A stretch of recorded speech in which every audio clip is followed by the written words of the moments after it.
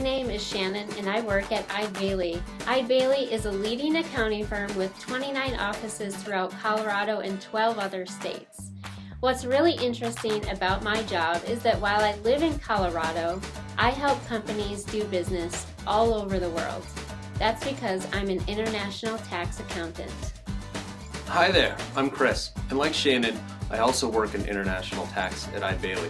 In my role, I help companies navigate the complexities of international trade. I help my clients export and import products. My job is to help them do business in foreign countries with the fewest headaches possible. We are pleased to be joining you today. Over the next couple of minutes, we want to help make sure you are better prepared for your day running International Towne. To do that, we are first going to explain some of the key terms of trade and tariffs. Then we will explore why a country uses tariffs and trade barriers to help its economy. At the end, we're going to spend a few moments talking about trade deficits and whether they are bad or good. So let's get started. First, let's discuss key terms. Import means the buying of goods or services from people or businesses in another country. Export means the selling of goods or services to people or businesses in another country. Resources are things of value that are used to produce goods and services. An easy way to remember what resources are is to use the acronym CEL. C stands for capital, E stands for entrepreneurship, L stands for land, and the second L stands for labor. Capital, entrepreneurship, land, and labor are used by countries to make goods and to provide services. Another important term in international trade is specialization. Specialization occurs when a country decides to concentrate its resources to produce goods and services that they are most efficient and skilled at given their existing resources. Countries want specialization because it's better for them to focus on using their natural resources to produce goods and to provide services. As an example, think about a country that should produce wool. Ireland, which has a lot of sheep, or a Caribbean island which has lots of beautiful beaches.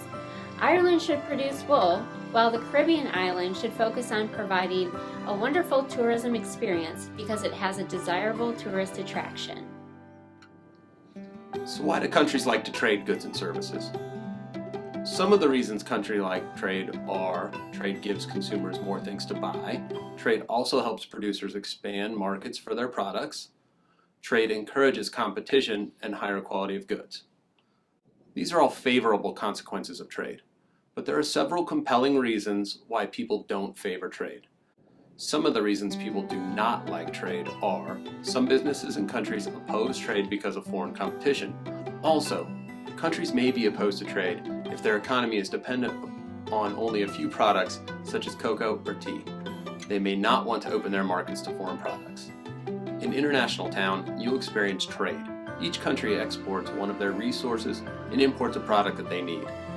For example, China imports oil and exports computers. When countries are preparing to trade with another country, they often negotiate a trade agreement. A trade agreement simply specifies the rules. A trade agreement tells each country what it can import and export and what the cost of doing so will be. Trade agreements are a very polarizing political topic. Some people think trade brings more money into a country and stimulates an economy. Others believe that trade takes resources such as capital and labor out of a country. Trade agreements are done to help countries protect their important industries and improve their economic conditions. The next topic we're going to discuss is trade barriers. For the most part, countries benefit from trade. However, many countries establish trade barriers to control or restrict their imports and exports. There are two main reasons why countries try to limit what they import and export.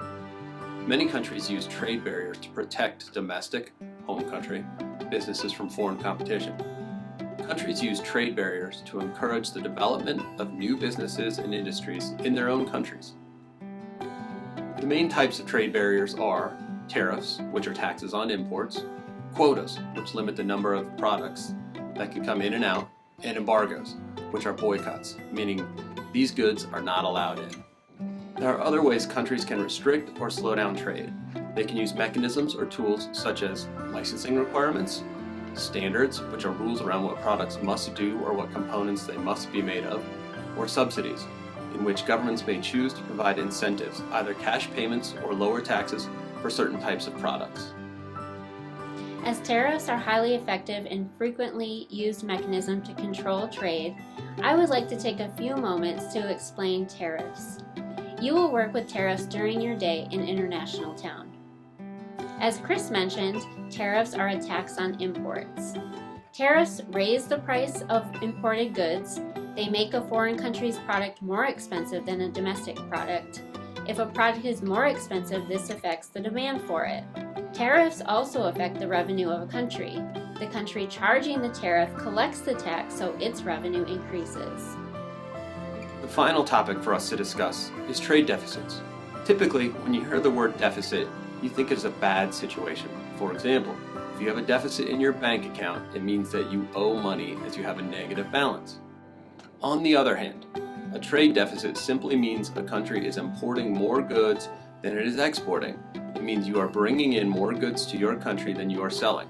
As a result, more money or currency is flowing out of the country to pay for the goods than it is importing or bringing into a country. But why are the goods coming in? They're coming in because people want to buy them. People are demanding them. For example, one of the reasons goods may be flowing into the US may be that they are available from another country at a cheaper price. Or perhaps it may just be the products aren't sold in the US and you have to buy them from foreign producers. In this situation, the US has a trade deficit. In International Towne, you will explore all these topics: imports, exports, specialization, tariffs, and trade deficit. After you have done your interviews, you will be placed on a country team. In International Towne, there are 16 countries which are grouped into 4 regions. Each country has a president, finance minister, custom agent, and workers. As a country citizen, you will be paid in the local currency.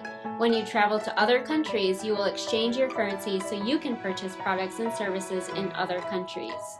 A finance minister will act as your country's accountant and will manage your country's trades. Your country will import and export products. Your country will pay tariffs on the products it exports and collect tariffs on the products it imports. Thank you for joining us today.